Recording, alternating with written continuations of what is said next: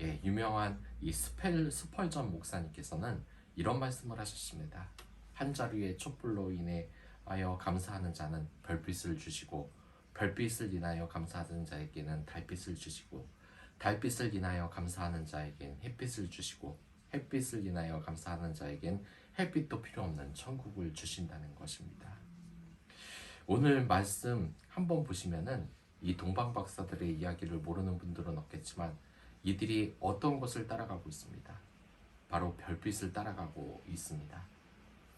이 말이 참 은혜스러운 것은 우리가 사는 이 무한한 것 같은 이 우주는 모두 암흑으로 되어 있다는 것입니다. 그러나 정말 다행인 것은 이러한 어둠도 무한한 어둠의 공간에서 한 줄기 태양빛 하나가 우리에게 빛을 비춰주고 있고 그 빛이 이 무한한 어둠을 밝히면서 우리에게 희망과 또한 이 빛을 준다는 것. 그래서 이 빛은 언제나 어둠에서 승리할 수 있고 또한 어두운 어주에서 그것도 밤에 빛나는 별은 우리에게 특별한 의미를 줍니다. 하지만 우리가 생각해야 된 것은 이 빛이라는 것은 축복이긴 하지만 이 사람의 본성이라는 것이 죄를 짓기 때문에 오히려 빛을 떠나고 무서워 숨기도 한다는 것입니다.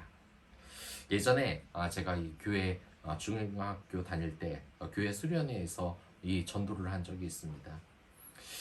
모든 사람들에게 전도를 해야 된다는 것이었지만 한 무리가 있었는데 좀 꺼림칙했습니다.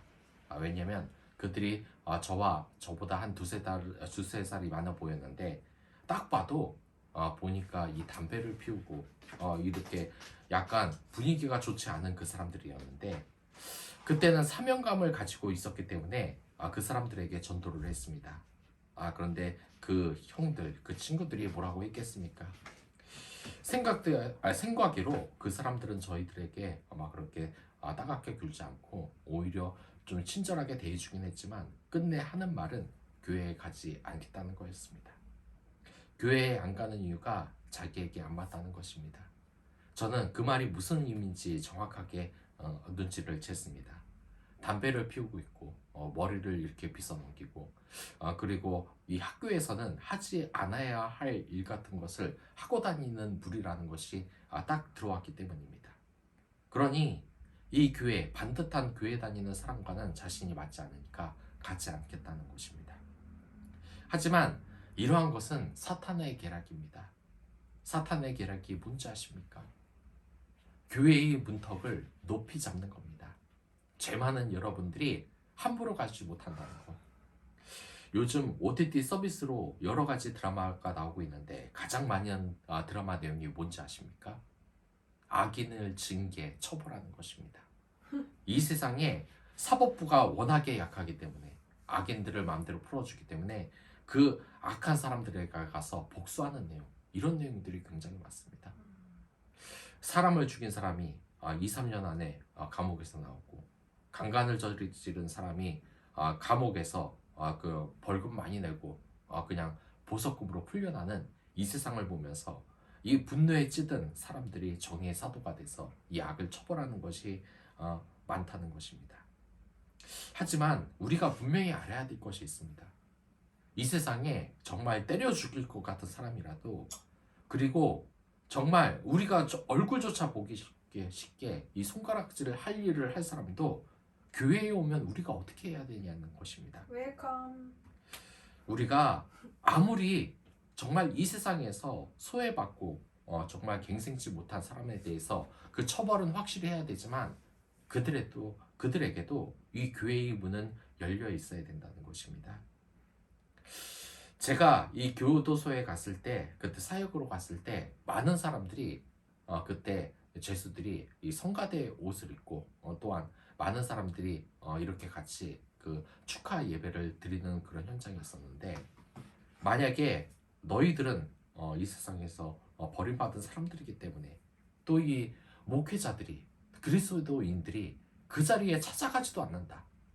어떻게 되겠습니까? 이것이 바로 사탄의 계략입니다. 이 세상을 이분법적으로 타락한 인간들은 교회에 가면 안 된다. 근데 이 말에는 아주 중요한 함정이 내포되어 있습니다.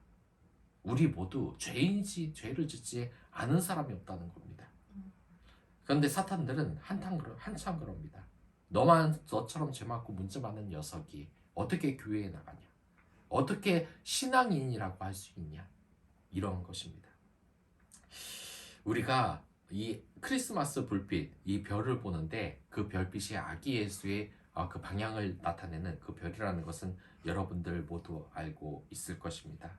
오늘 성경 말씀이 그러한 내용입니다. 여기에서도 이와 비슷한 장면이 펼쳐지는데 여기 박사들이 유대인의 왕을 찾고 이리저리 헤매는 모습이 바로 이 마태복음 2장에 나오고 있습니다. 마태복음 1장을 보면 예수님께서 올라오는데 이 세상에서 나타나는 데 있어서 얼마나 많은 그 우여곡절이 있었습니까? 그런 위기에도 불구하고 결국 예수님께서는 태어나시고 그곳을 향하여서 이 동방 박사들은 예수님을 향해서 나아가고 있다는 것입니다. 근데 여기서 보면 정말 이상한 장면이 있습니다. 뭔지 아십니까? 이 예수님을 보러 가는 사람이 딱 3명밖에 없다는 겁니다. 이들은 분명히 베들레헴 또 예루살렘에 떠나서 베들레헴에 갔고 헤롯 왕을 포함한 많은 유대인들과 함께 자신들이 이 메시아를 찾으러 간다는 이야기를 분명히 했습니다. 근데 참 이상한 게 이 동방박사 3명 외에는 아무도 이 아기 예수를 보러 가는 사람이 없다는 겁니다. 남방의 여왕과 같이 동방의 박사들도 이 심판대에 일어나서 그 세대와 이 세대의 사람들을 정죄할 것이다. 또한 그들은 먼 나라에서 이제 이방 민족으로서 오히려 하나님에게 비판받고 그러한 사람들인데 오히려 이 사람들은 그리스도를 경배하기 위해 나왔는데 동족인 유대인들은 예수를 환영하지 않는다는 것입니다. 그리고 바로 옆 동네, 그 지리적으로 멀지도 않습니다. 이 예루살렘의 바로 옆 동네 베들레헴에 아기 예수가 태어났다는 것을 지금 이야기하고 있는데도 아무도 가고 있지 않다는 것입니다. 이 박사들의 마음은 어떻겠습니까? 이방 민족인 그들이 오히려 이 동방의 또 그 유대인의 왕인 예수님께서 태어난다는데 분위기가 이러니 무언가 참 이상하다고 생각이 들지 않겠습니까? 마치 즐거운 크리스마스를 기대하고 교회에 갔는데 교회에서는 크리스마스 장식 하나 없고 또한 이 선탄, 찬송, 캐롤이 하나도 들리지 않고 그냥 무미건조하게 사람들 그냥 예배를 드리면서 교회가 끝나자마자 집으로 돌아가는 그 모습을 보는 모습이 아니었겠습니까? 근데 여기에서 우리가 함께 한다는 것은 정말 여기에서 우리가 이 박사들을 보면서 빛을 따라가는 것이 우리의 상황에서 가당키나 한가 이렇게 고민하는 사람들이 이 세상에 대단히 많다는 것입니다. 교회에 가자고 해도 약속 또한 말씀과 기도를 하자고 해도 이 빛을 따라가지 않는 사람들은 우리 곳곳에 여전히 있습니다. 그건 교회에 있는 사람들도 마찬가지입니다. 분명히 예수님의 빛, 선한 빛, 생명의 빛을 나타내야 할 사람들이 하나님 사랑과 이웃 사랑을 뒷전으로 하고 이 빛을 따라가지 않고 교회만 무미건조하게 왔다 갔다 한다는 모습이 분명하게 있다는 것입니다. 오랫동안 그들에게 사라졌던 그 희망의 별이 나타났습니다. 근데 이들은 움직이지 않고 있습니다. 정말 무섭지 않습니까? 우리가 이 예수님이 다시 오실 거고 또한 우리의 곁에서 성령님을 통하여서 예수님이 우리 곳곳에서 나타나고 있는데 우리의 곁에 있는데 우리가 그 빛, 그 별을 몰라보고 있는 것은 아닌가. 정말 무서운 따름입니다. 여러분들에게 말하는 것은 바로 이렇게 사람들이 예수의 뜻 또한 성령으로 인하여서 예수님이 우리의 곁에 있다는 걸 모르는 것은 우리 자체의 빛이 없기 때문입니다. 그렇기 때문에 빛을 바라는 사람이 되라는 것입니다. 그 빛을 따르는 동방박사처럼 그러한 사람이 되라는 것입니다. 장 프랑스와 밀레가 그린 만종이라는 것을 본 적이 있습니까? 이 만종에서는 많은 사람들이 들판에서 기도하고 있는 이 두 농부가 그려진 그림입니다. 근데 특이한 사실을 보라 그러면은 대부분 하는 사람이 다 그겁니다. 지금 여기 밑에 죽은 애가 있어서 그거 죽은 애를 위해서 기도하는 거다. 그러면 사람들이 놀라서 정말 참 무서운 그림이구나 하는데, 이 그림의 진짜 중요한 점은 이게 아닙니다. 뭐 죽은 아이가 묻혀져 있어서 기도했다.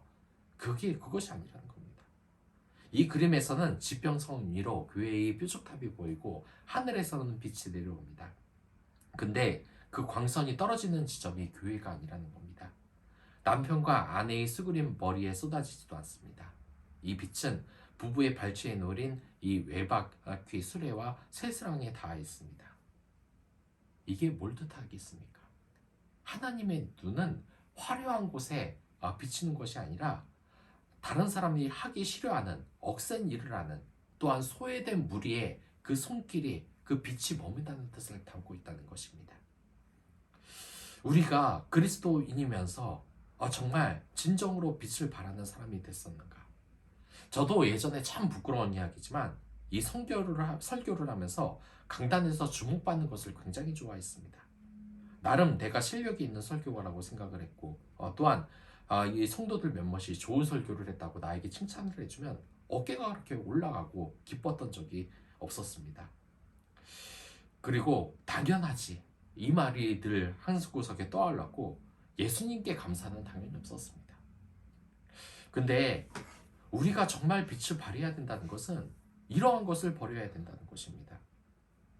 요즘에 가장 큰 것은 여러 SNS, 또한 그러한 것이 나오면서 이 모든 것이 보여지기 위해서 나타난다는 것, 화려한 불빛 아래서 사람들에게 많은 것을 보여지기 위한 날인데 우리가 집중해야 된다는 것이 아닙니다.